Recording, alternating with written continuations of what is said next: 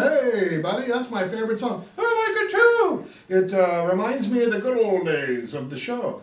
Oh, I did like those days too. Well, hey, we're still in the heyday of those days. So come on, buddy, let's do a little talking. Looks like you've been working out. You look kind of really lean and like a machine. Oh yeah, I'm working out a lot. So what kind of exercises do you like to do? Oh, I do sit-ups. Sit-ups, okay. I do sit-ups too. I got to do more of them, okay. What else? Lift weights. You lift weights? Whoa, buddy lifts weights. Dare I ask how many pounds can you lift? Oh, 500. 500 pounds? Yep. Over my head yet. Over your head? Hard to believe. I think you're kind of inert there in those arm business. Oh, okay. Yeah, cut me some slack, will you? Okay, I will. Okay.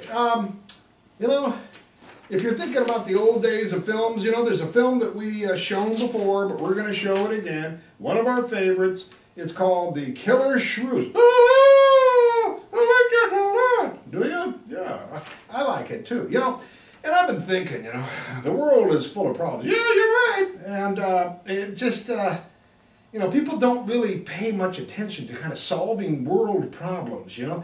And I've been pondering, what problem are you thinking of? Well, I'm thinking of world hunger there. World hunger. Whoop, really? Yeah.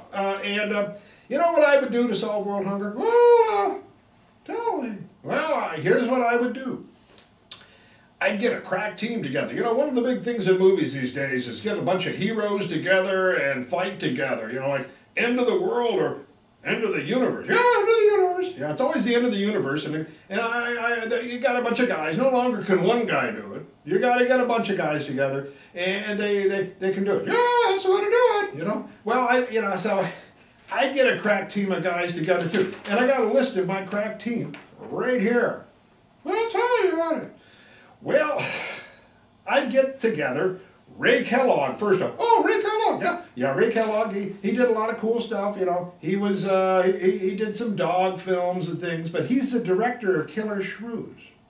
So anybody who knows a little bit about the Killer Shrew film, right? Because we have these scientists who are trying to kind of feed folks, right, on minimal amounts of effort and so on, with scientific serums and so on, and injections into animals, and it creates these killer shrews. Woohoo! Yeah, that's a real big like. Yeah, really big like.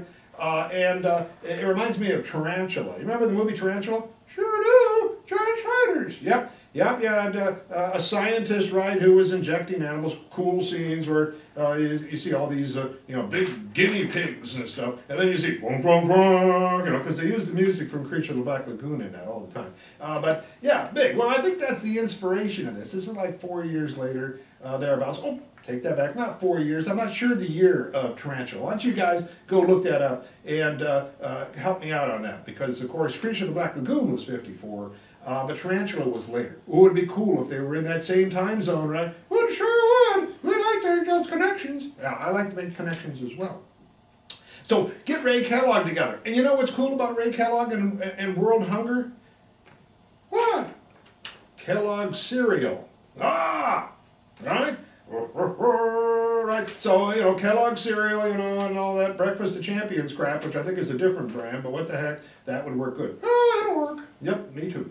Another guy would bring in crack team, Ken Curtis. Oh, Festus. Who? Festus. Festus? Festus. Yeah, Festus. Yeah, Festus, right? And 50, what is this, 59. I take that back, 59. That's sort of, he's making a lot of work with John Ford at that time too. So he's a very important figure, and of course, he has Festus, right? And he's always looking for trouble and making sure that things get cleaned up. World hunger can get cleaned up with Festus, right? Like, who else would you have? Well, I'll tell you who else I would have. Sit up here, will you? Why don't you look at me when I talk to you? Oh, yeah. Well, Okay. But I'll tell you who I like also.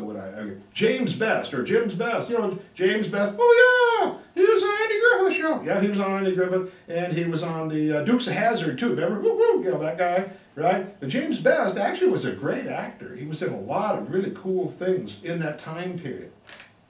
By the time he got into the Dukes of Hazzard, he was sort of like, you know, doing jokey stuff. But he was a serious actor. He's the guy who drives the boat around, right? And he has that assistant with him and all that, and they get stuck on that island during that hurricane, which kind of gets them stuck there into the giant shrew type of world where the killer animals are lurking about. Yeah, he'd be good. Yeah, he would be good.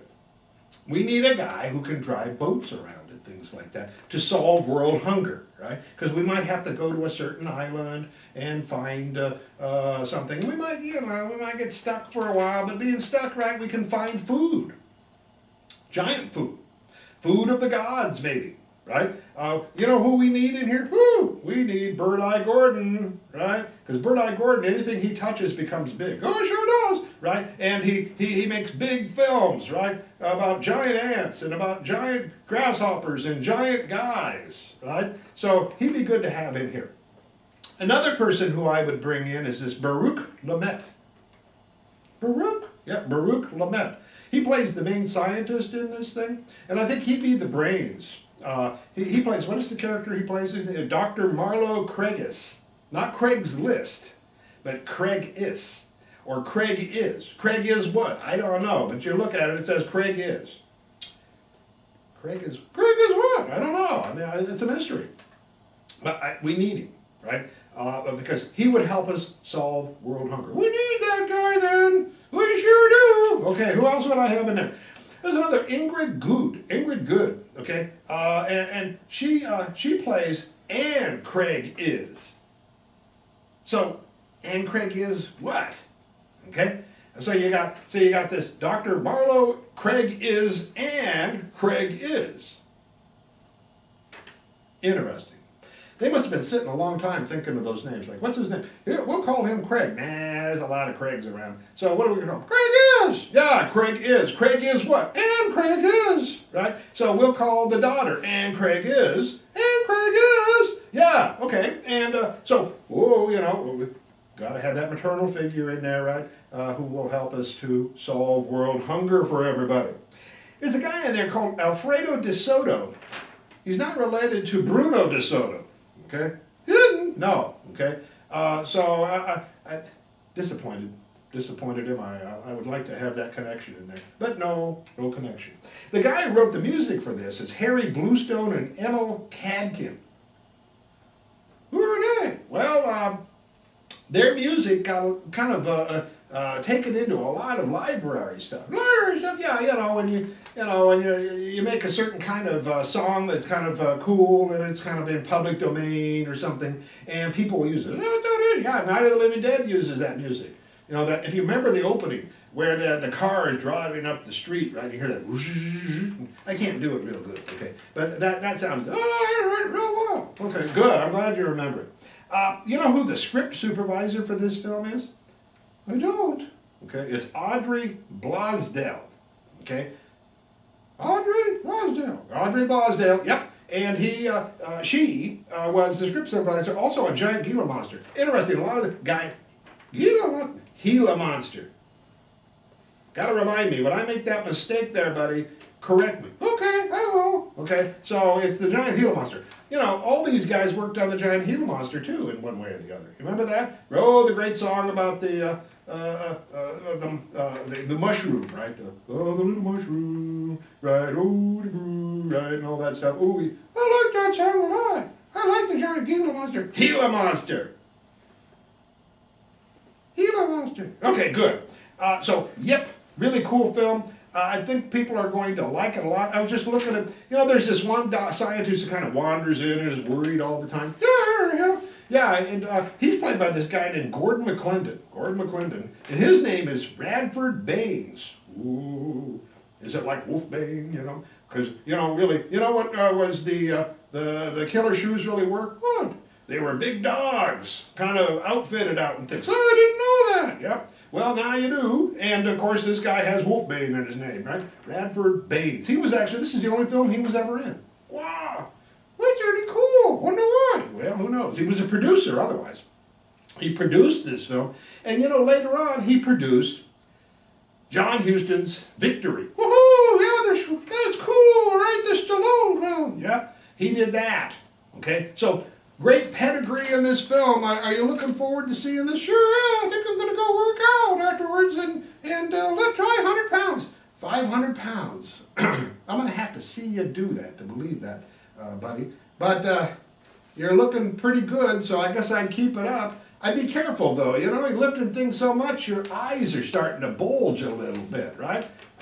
Maybe you should kind of back off. No, I'm working up to 1,000 pounds. 1,000 pounds? You gotta be kidding me. Yep, working out. I'm doing about 100 extra every day. Wow, so you must have did like 400 pounds yesterday. Yep, now 500 today. Whoa. I'm proud of you, little buddy. I'm proud of you. So why don't you guys pull up a seat, okay? Be thinking of world hunger. We are. And Buddy and I are going to watch the Killer Shrews, 1959. Also remember, look up, right, what was the year of the tarantula, and see if those connections make any sense. Take care, folks. Let's go out. I'm going to watch you work out, okay? Okay, because I can do it. Okay.